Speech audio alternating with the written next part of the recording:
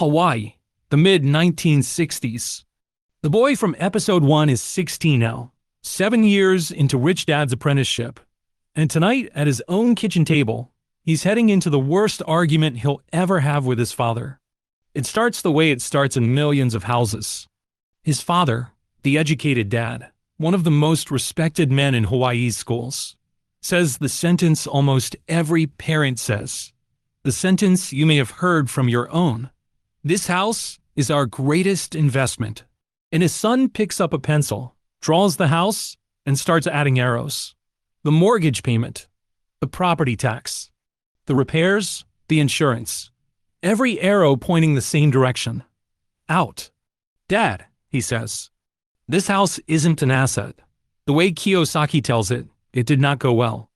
A teenager telling a man with a doctorate that the biggest purchase of his life has been mislabeled his whole life. But here's the thing, one of them is right. And by the end of this episode, you won't need me to tell you which. You'll be able to settle it yourself with one pencil line.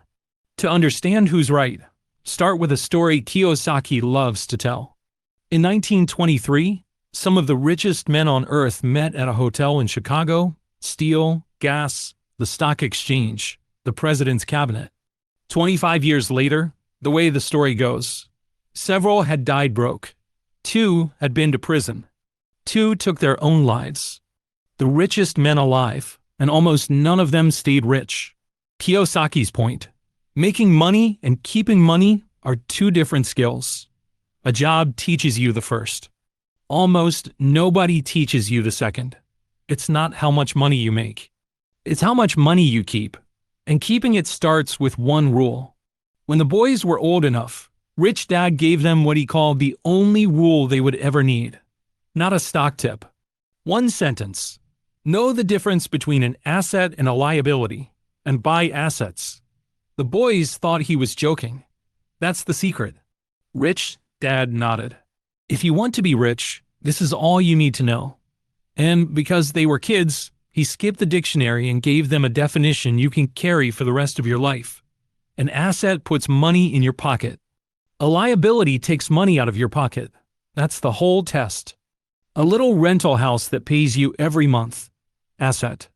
A boat that costs you every month. Liability. Not because of what it's called, because of which way the money flows.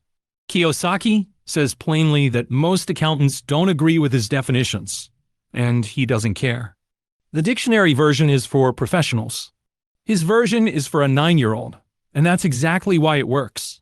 Because if the rule is this simple, a harder question appears. Why isn't everyone rich? Rich Dad's answer: because most people spend their lives buying things that take money out, while believing, with all their heart, that those things are assets. Rich Dad taught with pictures, so let's use his method. 3 pictures, 3 lives. Picture 1, the poor. Money comes in as a paycheck and goes straight out again. Rent, food, bus fare, taxes. In one pocket, out the other. Nothing sticks because there's nothing to stick to. That's survival. Picture 2, the middle class. More money comes in, and it doesn't stick either. It goes out through bigger doors. A mortgage, a car loan, credit cards. The middle-class family owns more things than the poor family. But look at the arrows. Almost everything they own takes money out of their pocket. Every month. They don't own assets. They own payments. Picture 3, the rich.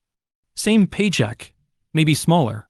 But some of it, every month, before anything else, goes into things that pay them back. And the money those things earn buys more things that pay them back.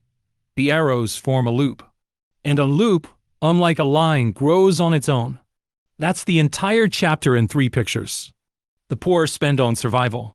The middle class spend on liabilities they think are assets. The rich buy assets first, and let the assets buy everything else. In episode 1, the trap was a 9-year-old's. Fear pushes you to work. Desire spends the paycheck. Kiyosaki says the adult version has more rooms, and he tells it as the story of a couple he meets everywhere he goes. The names change. The story never does. A young couple gets married. 2 paychecks. small apartment. They've never felt richer. So they do the normal thing, the recommended thing.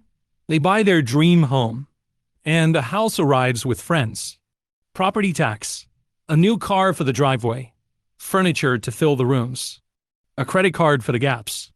Then the raise comes, and the celebration is a bigger loan, because now they can afford one. More income, more payments, never quite enough month left over. And they're working as hard as two people can work. Rich dad would ask, working hard for whom? Follow one paycheck. The first slice goes to the government, taken before they even see it. The next goes to the bank, mortgage, cards. What's left runs the house. They work for the company, the government, and the bank. Whatever survives is theirs. More money never fixes this. That's the part the couple can't see. Give them a raise, and the pattern simply spends it faster. Kiyosaki puts it in one line. Money only makes the pattern in your head run faster. And if you've dug yourself into a hole, stop digging. Now go back to that kitchen table, because you can read the drawing yourself. The house, the dream home, the one everyone congratulated them on. Mortgage, out. Property tax, out. Repairs, insurance, 30 years of interest. Out, out, out. Ask the only question that matters. Which way does the money flow? And the family home lands on the taking side of the page. By Rich Dad's rule, the sentence follows on its own. Your house is not an asset. His father wasn't persuaded. Almost nobody is the first time. Kiyosaki says people have challenged him on this one idea more than anything else in the book. And you can hear why in the room. It isn't an argument about arrows. The father had given his whole life to a house, a family, a safe and honorable path. The son, at 16, with somebody else's pencil, was calling that path mislabeled. High emotion, Kiyosaki says, is exactly what makes money hard to think about. Nothing is more emotional than the roof over your family. So hear the claim the careful way, the way he actually makes it. He is not saying don't buy a home. He's saying, don't call it what it isn't. A home is a place to live, a cost, usually the biggest one you'll ever carry. And if you count it as your fortune, you'll feel rich while the arrows quietly point the wrong way. And the deepest cost isn't even the arrows. If the house swallows every spare dollar, there is nothing left to start the loop. Picture 3 never begins, because every dollar is busy maintaining picture 2. Kiyosaki's own rule for wanting a bigger house turns the whole thing right side up. First, buy assets that pay you every month. Then let those payments buy the house. Which leaves the real question the argument was always about. If a paycheck doesn't make you rich, and a house doesn't make you rich, what does? Kiyosaki borrows his favorite measure from an eccentric inventor named Buckminster Fuller, and it's one a child can understand. If you stopped working today, how many days could you live? Not what your things would sell for, how long the money your assets earn would carry you. If your life costs $2,000 a month and your assets bring in $1,000, your wealth is half a month. And the day your assets cover your life completely, something quietly enormous happens.